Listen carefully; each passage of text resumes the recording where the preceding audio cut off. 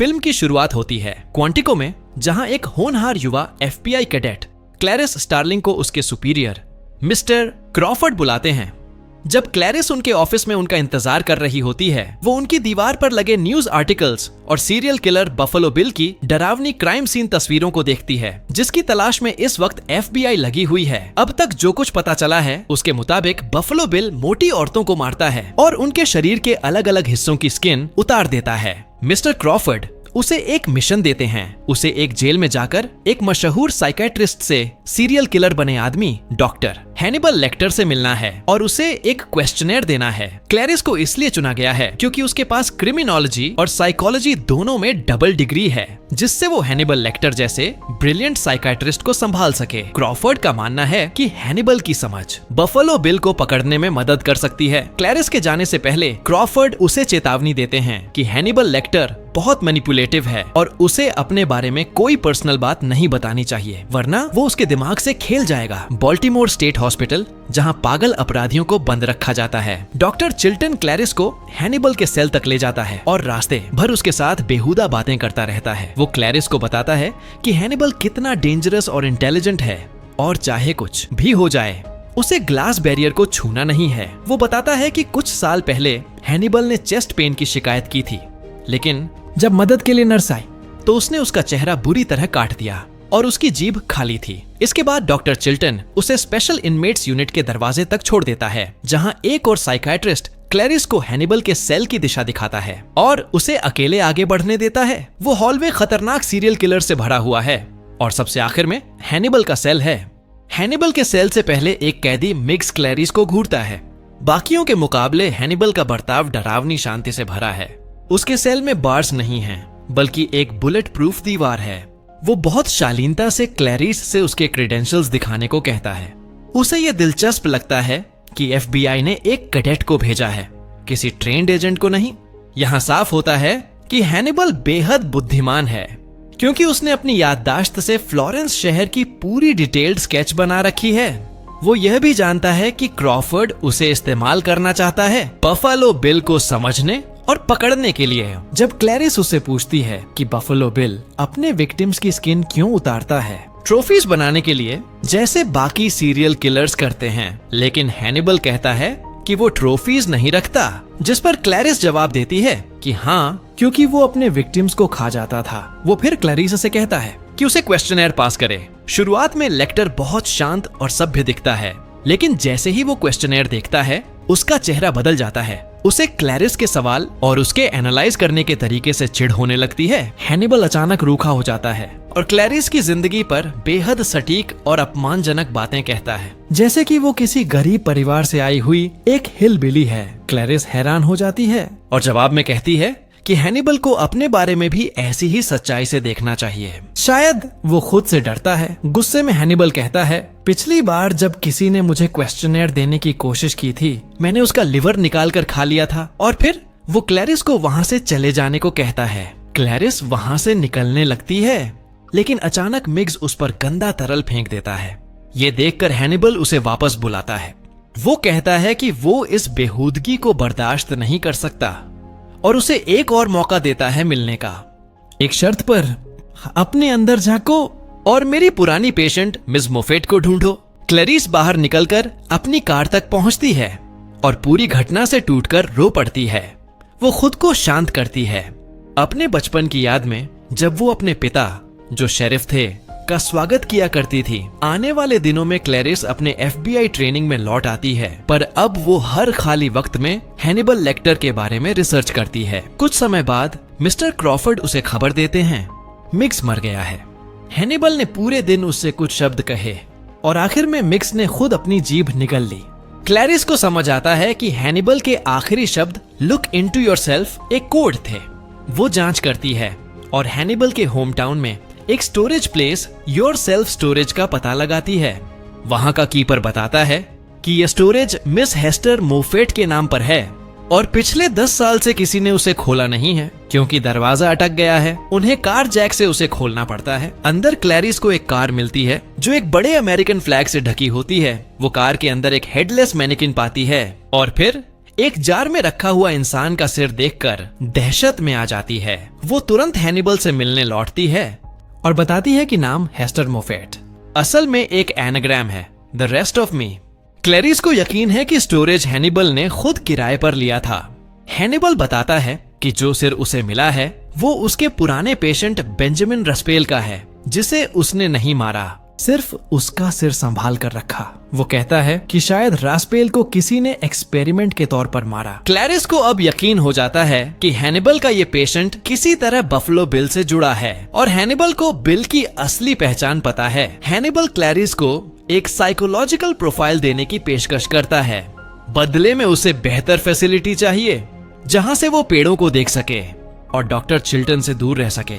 वो कहता है कि क्लैरिस को जल्दी फैसला लेना होगा क्योंकि बफलो बिल अब अपनी अगली खास विक्टिम की तलाश में होगा। उसी वक्त कहानी का दूसरा पहलू शुरू होता है। मेम्फिस, टेनेसी में एक औरत अपनी कार से घर लौट रही होती है और उसे कोई आदमी नाइट विजन गॉगल्स लगाकर देख रहा होता है। वो घर पहुंचती है जहां एक आदमी अपने हाथ पर कास्ट लगाए एक काउच को वैन में चढ़ाने की कोशिश कर रहा होता है। वो सहानुभूति में उसकी मदद करने जाती है और ट्रक में चढ़कर चेयर को सीधा करने लगती है। लेकिन तभी वो आदमी अजीब ढंग से पूछता है, क्या तुम्हारे कपड़ों का साइज 14 है? और फिर उसे बेहोश कर देता है। वो उसका कोट देखता है और मुस्कुराता है क्योंकि उसका साइज सच में 14 है। वो उसकी ब्लाउज को काट देता है और उसके कपड़े जमीन पर फेंककर ट्रक लेकर चला जाता है। अगले दिन क्लैरिस को ट्रेनिंग से बुलाया जाता है मिस्टर क्रॉफर्ड के साथ वर्जीनिया में मिली एक और महिला की लाश की जांच के लिए। रास्ते में क्रॉफर्ड उसे कुछ हफ्ते पहले मिली एक और विक्टिम की बॉडी दिखाते हैं जिसकी पीठ की स्किन उतारी गई थी।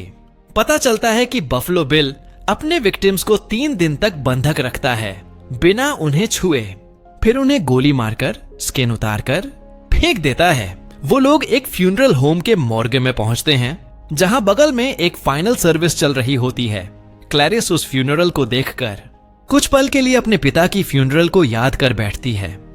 फिर एफबीआई के लोग बाकी पुलिस वालों को बाहर भेजकर बॉडी बैग खोलते हैं। क्लैरिस ध्यान से देखती है और तुरंत कहती है, विक्टिम बाहर की लगती है क्योंकि उसके एक्सेसरीज और मेकअप लोकल जैसे नहीं हैं।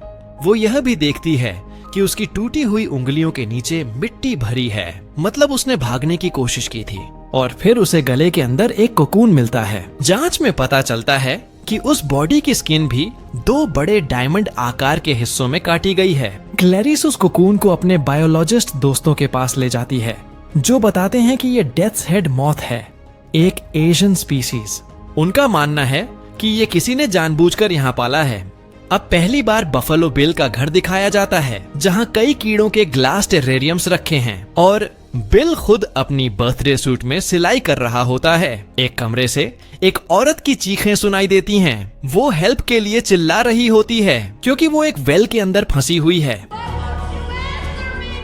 अगले दिन क्लैरिस न्यूज में सुनती है कि उसी औरत का किडनैपिंग हुआ है। उसका नाम कैथरीन मार्टिन है जो यूएस सेनेटर की बेटी है। सेनेटर खुद मीडिया पर आकर बफलो बिल से विनती करती है कि उसकी बेटी को छोड़ दे। अब इस किडनैपिंग के बाद सरकार पूरी तरह कैथरीन की रेस्क्यू पर ध्यान देती है। क्लैरिस को फिर से हैनिबल लेक्टर से मिलने भेजा जाता है, इस बार उसके साथ कुछ ऑफर्स लेकर। अगर हैनिबल मदद करेगा तो उसे एक नर्सिंग होम में शिफ्ट किया जाएगा जहां से वो बाहर पेड़ देख सकेगा और हर साल 1 हफ्ते के लिए प्लम आइलैंड पर छुट्टी मिलेगी। हैनिबल ये ऑफर मान लेता है लेकिन एक शर्त पर, क्लैरिस को उसके साथ अपनी पर्सनल जिंदगी की बातें साझा करनी होंगी। क्लैरिस मान जाती है और बताती है कि बचपन में उसके पिता को 2 लुटेरों ने मार डाला था। फिर वो अपनी माँ और स्टेप फादर के साथ रैंच में रहने लगी, लेकिन एक दिन घर से भाग गई, किसी जुल्म की वजह से नहीं। इसके बदले हैनिबल उससे पूछता है, क्या कैथरीन भारी शरीर वाली थी? क्लैरिस हाँ कहती है। वो उसे बताती है कि जो मौत पिछले बॉडी में मिली थी वही कोकून रास्पेल के सिर में भी मिला था। हैनिबल समझाता है कि मौत परिवर्तन का प्रतीक है और अगर बफलो बिल अपने विक्टिम्स की स्किन उतार रहा है तो इसका मतलब वो खुद किसी बदलाव के लिए तैयारी कर रहा है। हैनिबल कहता है कि बफलो बिल का बचपन बुरा बीता होगा जिसने उसे अपनी पहचान से नफरत करना सिखाया। वो खुद को ट्रांसजेंडर समझता है, हालांकि वो असल में नहीं है। हैनिबल आगे बताता है कि बिल ने जेंडर रीअसाइनमेंट सर्जरी के लिए तीनों बड़े क्लिनिक्स में आवेदन किया होगा, लेकिन उसकी विकृत सोच की वजह से उसे रिजेक्ट कर दिया गया। इसी बीच डॉक्टर चिल्टन उनकी पूरी बातचीत छिपकर सुनता रहता है। अगले दृश्य में बफलो बिल अपनी विक्टिम कैथरीन को मजबूर करता है कि वो अपनी स्किन पर लोशन लगाए। वो मना करती है तो बिल उसे धमकाता है। कैथरीन रोती है और उससे छोड़ देने की भीख मांगती है, पर बिल नहीं मानता। वो नीचे एक लाइटेड टोकरी उतारता है ताकि लोशन ले सके, और तभी कैथरीन को दीवार पर पड़े खून से सने नाखूनों के निशान दिखते हैं। वो और जोर से चीखती है, लेकिन बिल उसकी हालत पर हंसता है। क्लैरिस के जाने के बाद चिल्टन हैनिबल को भारी रेस्ट्रेंट्स में डाल देता है और मजाक उड़ाते हुए कहता है कि उसे अभी पता चला है कि क्लैरिस ने जो डील उसे दी थी वो झूठी थी। साथ ही हैनिबल को अब टेनेसी की एक और जेल में ट्रांसफर किया जा रहा है। इस दौरान हैनिबल चिल्टन की पेन पर नजर रखता रहता है। थोड़ी देर बाद पुलिस अधिकारियों का एक कॉन्वॉय हैनिबल को टेनेसी ले जाने के लिए एयरपोर्ट पहुंचता है। जब वो लोग प्लेन से उतरते हैं, चिल्टन को अपनी पेन नहीं मिलती, लेकिन वो इस बात को ज्यादा गंभीरता से नहीं लेता। इसके बाद हैनिबल लेक्टर को सेनेटर के सामने लाया जाता है, जो अब उसे अपनी बेटी की सुरक्षित वापसी के बदले एक असली ऑफर देती है। हैनिबल उसे बताता है कि बफलो बिल की उम्र क्या है, वो दिखने में कैसा है और वो कहाँ रह सकता है। वो ये सब इसलिए जानता है क्योंकि बफलो बिल का बॉयफ्रेंड रस्पेल कभी हैनिबल का पेशेंट हुआ करता था, जब तक कि बिल ने उसे मार नहीं दिया। इसके बाद क्लैरिस टेनेसी के कोर्ट हाउस पहुंचती है हैनिबल लेक्टर से मिलने। हालांकि उसने उससे झूठ बोला था, फिर भी हैनिबल उससे बात करता है और धीरे धीरे बताने लगता है कि लोग जेलसी से मारते हैं और जो चीज वो रोज देखते हैं वही एनवी करते हैं। लेकिन इसके अलावा वो और कुछ बताने से इनकार कर देता है, जब तक कि क्लैरिस अपने बचपन की कहानी उसे पूरी तरह नहीं बताती कि रैंच से क्यों भागी थी। क्लैरिस बताती है कि एक सुबह उसने चीखें सुनी। वो भागकर बाण में गई, जहां उसने लैम्स को चीखते हुए देखा जिन्हें काटा जा रहा था। वो उन्हें छुड़ाने की कोशिश करती है, लेकिन कोई भागता नहीं, तो वो एक लैम को लेकर भाग जाती है, कम से कम एक जान बचाने की कोशिश में। लेकिन उसे पकड़ लिया जाता है और वापस ऑर्फनेज भेज दिया जाता है। ये बात दिखाती है कि क्लैरिस हमेशा मासूमों को बचाना चाहती है। हैनिबल भावुक होकर उसे शुक्रिया कहता है, लेकिन इससे पहले कि वो उसकी मदद में कुछ कह सके, चिल्टन आ जाता है और क्लैरिस को बाहर निकाल देता है, क्योंकि वो सारा क्रेडिट खुद लेना चाहता है। हैनिबल क्लैरिस को उसके केस फाइल्स लौटा देता है, जिसे वो जल्दी से पकड़ लेती है। उस शाम हैनिबल के डिनर का समय होता है। वो डिमांड करता है कि उसे एक्स्ट्रा रेयर लैम चॉप्स दी जाए, जिससे उसके गार्ड्स परेशान हो जाते हैं। वो उसे केज की बार से हैंडकफ कर देते हैं, लेकिन किसी को पता नहीं कि हैनिबल ने पेन का छोटा हिस्सा अपने मुंह में छुपा रखा है। वो उसी से खुद को अनकफ कर लेता है। एक कॉप जब उसका ट्रे उठाने झुकता है, तो हैनिबल उसे केज से बांध देता है और दूसरे कॉप के चेहरे को काट खाता है। फिर पहले वाले को बेरहमी से पीटकर मार देता है। थोड़ी देर बाद नीचे वाले पुलिस अफसर देखते हैं कि एलिवेटर का इंडिकेटर 5वीं मंजिल दिखा रहा है, जबकि वहां जाने की किसी को इजाजत नहीं। अचानक गोलियों की आवाजें आती हैं। एलिवेटर फिर से नीचे 3री मंजिल पर रुकता है। टीम ऊपर जाती है। हैनिबल की सेल खुली होती है। एक अफसर की लाश टंगी होती है, पेट फटा हुआ। दूसरे अफसर का चेहरा बुरी तरह कटा होता है, लेकिन वो जिंदा होता है। उसे तुरंत एम्बुलेंस में डालकर हॉस्पिटल ले जाया जाता है, लेकिन नीचे जाते वक्त एलिवेटर की छत से खून टपकता है। जब एलिवेटर रुकता है, पुलिस चीफ अपनी टीम को धीरे से बताता है कि घायल हैनिबल एलिवेटर के ऊपर छुपा हुआ है। वहीं घायल ऑफिसर को तुरंत हॉस्पिटल ले जाया जाता है। 2 ऑफिसर ऊपर जाकर एलिवेटर शाफ्ट में झांकते हैं, क्योंकि उन्हें हैनिबल जिंदा चाहिए ताकि वो बफलो बिल को पकड़ने में मदद कर सके। एक ऑफिसर उसकी टांग में गोली मार देता है ताकि वो सिर्फ घायल हो जाए, मरे नहीं। लेकिन हैनिबल बिल्कुल शांत रहता है। नीचे मौजूद स्पेशल यूनिट एलिवेटर शाफ्ट खोलने का फैसला करती है, लेकिन अंदर मिलता है एक डेड ऑफिसर, जिसका चेहरा पूरी तरह से उतारा गया होता है। उन्हें ये नहीं पता कि असली हैनिबल दरअसल एम्बुलेंस के अंदर है और उसने उस स्किन्ड ऑफिसर का चेहरा पहन रखा है। कुछ देर बाद क्लैरिस को खबर मिलती है कि एम्बुलेंस सड़क किनारे मिली। मेडिक मरा हुआ था और हैनिबल ने एक टूरिस्ट को भी मार डाला था। इन सब के बावजूद क्लैरिस अब पहले से ज्यादा दृढ़ है। बफलो बिल का केस सुलझाने के लिए वो हैनिबल के दिए हुए केस फाइल्स को ध्यान से पढ़ती है, जहां उसने एक पन्ने पर लिखा है कि विक्टिम्स में एक पैटर्न है। उसे याद आता है हैनिबल से हुई कॉन्वर्सेशन एनवी के बारे में, और उसे एहसास होता है कि बफलो बिल का पहला मर्डर किसी ऐसे इंसान का था जिसे वो पर्सनली जानता था, फ्रेडरिका बिमल, जो ओहायो में रहती थी। क्लैरिस इन्वेस्टिगेशन जारी रखती है। वो फ्रेडरिका के घर पहुंचती है और आसपास देखती है। वहां उसे स्टिचिंग सप्लाईज मिलते हैं और उसे समझ आता है कि फ्रेडरिका एक टेलर थी। वो कुछ ड्रेसेस देखती है जिनके डिजाइन्स बिल्कुल वैसे ही हैं जैसे patches of skin buffalo bill अपने विक्टिम्स की पीठ से लेता था। क्लैरिस अब एक थ्योरी जोड़ पाती है और तुरंत मिस्टर क्रॉफर्ड को फोन करती है। वो बताती है कि बफलो बिल एक ह्यूमन स्किन सूट बना रहा है खुद को औरत में बदलने के लिए, लेकिन मिस्टर क्रॉफर्ड कहता है कि हैनिबल लेक्टर की दी हुई हिंट से उन्हें कल्प्रिट मिल गया है। 3 मेजर सेक्स रीअसाइनमेंट क्लिनिक्स में से एक लीड मिली है। अब वो शिकागो जा रहे हैं सस्पेक्ट को अरेस्ट करने। उधर दूसरी तरफ सेनेटर की बेटी कैथरीन एक हड्डी को धागे से बांधती है। वो उस हड्डी को ऊपर फेंकती है और बिल के डॉग को बुलाने लगती है ताकि वो नीचे गिर जाए। इसी दौरान बफलो बिल मिरर के सामने तैयार हो रहा है, तेज म्यूजिक के साथ खुद को एडमायर कर रहा है। मिस्टर क्रॉफर्ड की बातों के बावजूद क्लैरिस अपनी इन्वेस्टिगेशन जारी रखती है। वो फ्रेडरिका की फ्रेंड से मिलती है और उसे पता चलता है कि फ्रेडरिका एक सीमस्ट्रेस थी, मिसेस लिपमन के लिए काम करती थी। इस बीच बफलो बिल के हाइडआउट में कैथरीन उसके डॉग को फंसाने में सफल हो जाती है। जब बिल देखता है कि कैथरीन उसके डॉग को पकड़कर खड़ी है और धमकी दे रही है कि अगर उसने फोन नहीं दिया तो वो डॉग को नुकसान पहुंचाएगी, वो घबरा जाता है। उसी वक्त FBI एजेंट्स एक घर के बाहर पहुंचते हैं और एम्बुश की तैयारी करते हैं। वापस बफलो बिल की तरफ वो डोरबेल की आवाज सुनता है और दरवाजा खोलने जाता है, लेकिन वहां हथियारबंद FBI एजेंट्स नहीं। क्लैरिस खड़ी होती है। वो दरअसल यहाँ आई है क्योंकि ये घर मिसेस लिपमन का पुराना घर था, दूसरे शहर में। उसी समय मिस्टर क्रॉफर्ड एक खाली घर में घुसता है और तभी उसे एहसास होता है क्लैरिस अकेली है और असली किलर के घर में है। वापस क्लैरिस पर बफलो बिल मुस्कुराते हुए अपना नाम बताता है, जैक गॉर्डन।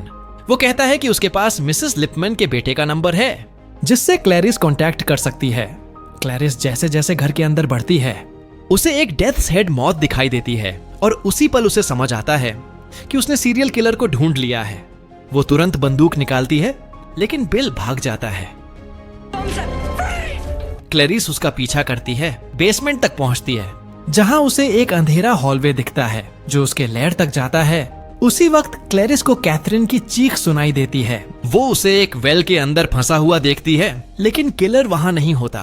क्लैरिस उसे शांत करने को कहती है और खुद उसे ढूंढने निकलती है। जैसे ही वो बाथरूम में पहुंचती है अचानक सारी लाइट्स चली जाती हैं। क्लैरिस कुछ देख नहीं पाती और धीरे धीरे रास्ता टटोलने लगती है। उधर किलर नाइट विजन ग्लासेस पहने हुए उसके पीछे पीछे चुपचाप चलता है। वो मजे से उसका पीछा करता है, यहाँ तक कि लगभग उसे छूने ही वाला होता है। वो अपनी बंदूक उठाता है लेकिन गलती से रिवॉल्वर को कॉक कर देता है जिससे आवाज होती है। क्लैरिस तुरंत पलटती है और गोली चला देती है। गोली दीवार को चीरती हुई जाती है और क्लैरिस देख पाती है बफलो बिल अब जमीन पर मरा हुआ पड़ा है। अगले सीन में सेनेटर की बेटी कैथरीन अपने हाथ में फ्लफी डॉग लिए बाहर निकलती है और क्लैरिस मिस्टर क्रॉफर्ड के साथ गर्व से बाहर आती है। कुछ दिन बाद FBI एकेडमी के ग्रेजुएशन सेरेमोनी में क्लैरिस को उसकी ऑफिशियल FBI बैज मिलती है, साथ ही सम्मान और प्रशंसा भी। वो मिस्टर क्रॉफर्ड का शुक्रिया अदा करती है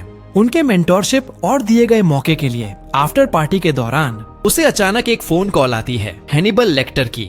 वो उसे शुभकामनाएं देता है और भरोसा दिलाता है कि वो उसे नहीं मारेगा क्योंकि ये दुनिया उसके साथ बेहतर है। लेकिन फिल्म खत्म होने से ठीक पहले हैनिबल मुस्कुराते हुए कहता है वो अपने पुराने दोस्त के साथ डिनर करने जा रहा है और तभी हम देखते हैं कि वहाँ डॉक्टर चिल्टन मौजूद है जो उसकी अगली शिकार बनने वाला है। हैनिबल फोन रख देता है और उसके कदमों की गूंज क्लैरिस के मन में डर बनकर रह जाती है। वीडियो अच्छी लगी हो तो चैनल को सब्सक्राइब जरूर करें।